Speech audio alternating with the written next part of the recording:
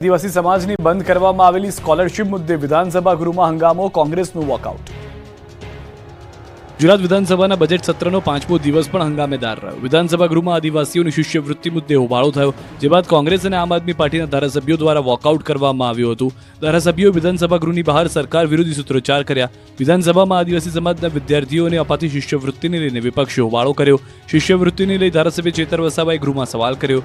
મંત્રી કુબેર ડિંડોરથી યોગ્ય જવાબ ન મળતા ગૃહમાં હોબાળો થયો।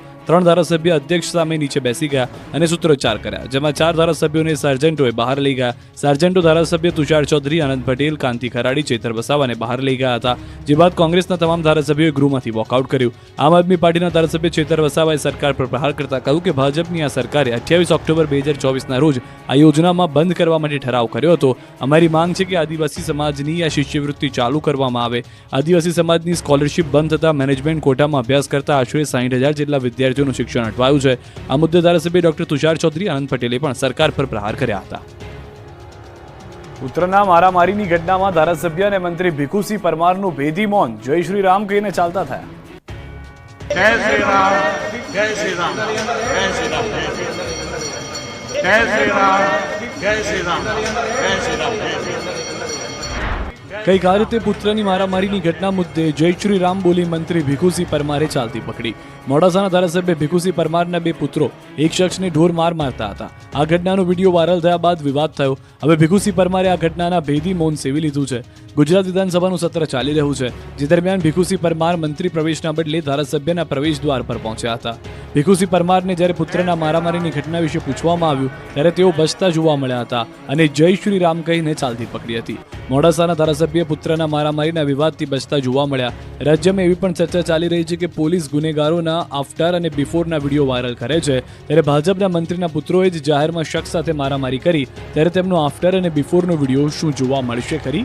મહત્વનું છે કે અરવલ્લી જિલ્લામાં રાજ્યમંત્રી ભીખુસિંહ પરમારના પુત્રો અને એક યુવકને માર મારતા હોય તેવો વિડીયો વાયરલ થયો।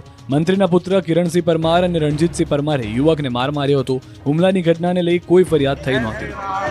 જય શ્રી રામ, જય શ્રી રામ। સુરેન્દ્રનગરના ખેડૂતોએ વિવિધ પ્રશ્ને કલેક્ટર કચેરીને ગજવી ઢોલ નગારા સાથે કર્યો હોબાળો।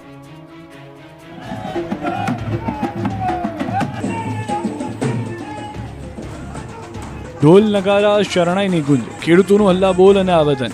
ખેડૂતોના વિરોધના દ્રશ્યો છે લખતરના। લખતર મામલતદાર કચેરી ખાતે ખેડૂત હિતરક્ષક સમિતિ દ્વારા પાક નુકસાનીની સહાય અંગે ઉગ્ર રજૂઆત કરવામાં આવી, તેમજ તાવી, દેવળિયા, છારદ, અણિયારી, સદાદ, વિઠ્ઠલપરા સહિતના ગામોમાં ખેડૂતોએ ધરણા પર બેસી વિરોધ કર્યો।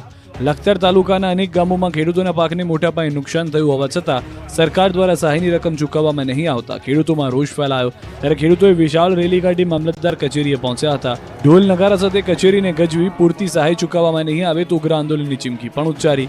આ તરફ સુરેન્દ્રનગરની પાટડી ખેડૂત હિતરક્ષક સમિતિએ ખેડૂતોના વિવિધ પ્રશ્નોને લઈને રેલી યોજી। ખેડૂતોને તંત્ર દ્વારા ટ્રેક્ટર રેલીની મંજૂરી ન આપવામાં આવતા ખેડૂતોમાં તંત્ર સામે ભારોભાર રોષ જોવા મળ્યો। દુધરેજથી સુરેન્દ્રનગર કલેક્ટર કચેરી સુધી પદયાત્રા રેલી યોજી સૂત્રોચ્ચાર સાથે વિરોધ પ્રદર્શન કર્યું। પાટડી તેમજ આસપાસના ગામોમાં ગણોત ધારાના નિયમનો કાયમી ઉકેલ લાવવા, ડબલ જંત્રી રદ કરવા તેમજ ખેડૂતોને માલિકી હક આપવાની માંગ સાથે કલેક્ટર કચેરીમાં રજૂઆત કરવામાં આવી। આ રેલીમાં મોટી સંખ્યામાં ખેડૂતો જોડાયા તેમજ મહિલાઓ પણ જોડાઈ। સાથે જ આ મામલે 1 માસમાં કોઈ યોગ્ય નિર્ણય કરવામાં નહીં આવે તો આગામી સમયમાં આશ્ચર્યજનક કાર્યક્રમ આપી ઉગ્ર વિરોધ પ્રદર્શન કરવાની પણ ચીમકી ઉચ્ચારી હતી। બાળકોને મેનુ મુજબ ભોજન ન આપતા બોડેલીમાં વાલીઓએ મચાવ્યો હોબાળો। વાલીઓને હોબાળાના દ્રશ્યો છે બોડેલીના। છોટાઉદેપુરના બોડેલી તાલુકાની વડા તળાવ ગામ પાસે રેસિડેન્સી શાળામાં બાળકોને મેનુ પ્રમાણે ભોજન ન અપાતા વાલીઓએ હોબાળો મચાવ્યો। શાળાના બાળકોનો આરોપ છે કે પાણીની પૂરતી વ્યવસ્થા નથી, શિયાળાના સમયે પણ ગરમ પાણી આપવામાં નથી આવતું, બાથરૂમમાં પણ પૂરતા પાણીની વ્યવસ્થા નથી, જમવામાં રોજ બટેકાનું જ શાક આપવામાં આવે છે। આ અંગે વાલીઓએ શાળા કેમ્પસ બહાર મોટી સંખ્યામાં ઉપસ્થિત રહી હોબાળો મચાવ્યો। વાલીઓએ આરોપ લગાવ્યો કે તેમને શાળામાં પ્રવેશવા માટેની મંજૂરી આપવામાં આવી ન હતી। કલાકો બાદ કેટલાક વાલીઓને સ્કૂલમાં બોલાવાયા પણ તેમને રજૂઆત યોગ્ય રીતે સાંભળવામાં ન આવી। વાલીઓએ મીડિયા સમક્ષ પોતાની દીકરીઓ સાથે થતા અન્યાય થઈ રહ્યા હોવાની વાત કરી, ત્યારે સ્કૂલ કેમ્પસમાંથી બહાર આવી શિક્ષક તેને ખેંચીને કેમ્પસમાં લઈ ગયા। ગરીબ આદિવાસીઓના હક છીનવતા સંચાલકો સામે પગલાં ભરાય તેવી વાલીઓ અને વિદ્યાર્થીઓની માંગ છે। સમગ્ર મામલે અધિકારીઓએ તપાસના આદેશ આપ્યા છે। એજન્સીને પણ ભોજન બાબતે સૂચના આપવામાં આવી છે। અમરેલી બાદ હવે ભાવનગરમાં લેટરકાંડ, 3 પરિવાર જ કરી રહ્યો છે રાજનો ઉલ્લેખ। અમરેલી બાદ હવે ભાવનગરમાં લેટરકાંડથી ખળભળાટ મચી ગયો. સિહોર નગરપાલિકાની ચૂંટણીના પરિણામ બાદ ભાજપનો આંતરિક વિવાદ સપાટી પર આવ્યો. સિહોર નગરપાલિકામાં છેલ્લા 30 વર્ષથી 3 જ પરિવાર રાજ કરી રહ્યાનો લેટર સામે આવ્યો. 3 પરિવારો દ્વારા 40 કરોડનો ભ્રષ્ટાચાર કરાયાનો ગંભીર આક્ષેપ કરાયો. ભાજપ સંગઠન મહામંત્રી રત્નાકર તેમજ CR પાટીલ અને પૂર્વ શહેર ભાજપ પ્રમુખ મુકેશ લંગડિયાને સંબોધીને આ પત્ર લખ્યો છે. ચૂંટણીના પરિણામ બાદ પ્રમુખ પદ અંગે પણ લેટરમાં ઉલ્લેખ કરાયો. આ લેટરને લઈને હાલ સિહોર ભાજપમાં ખળભળાટ મચી ગયો. આ લેટર 10 જેટલા કાર્યકરોને મળીને લખ્યો હોવાની હાલ ચર્ચા છે. ત્યારે વધુ એક લેટરકાંડના પડઘા કેટલે સુધી સંભળાય છે તે જોવું રહ્યું. કૌભાંડી BZ ગ્રુપના ભૂપેન્દ્ર ઝાલાના સમર્થનમાં લગ્નમાં વાગ્યું ડીજે.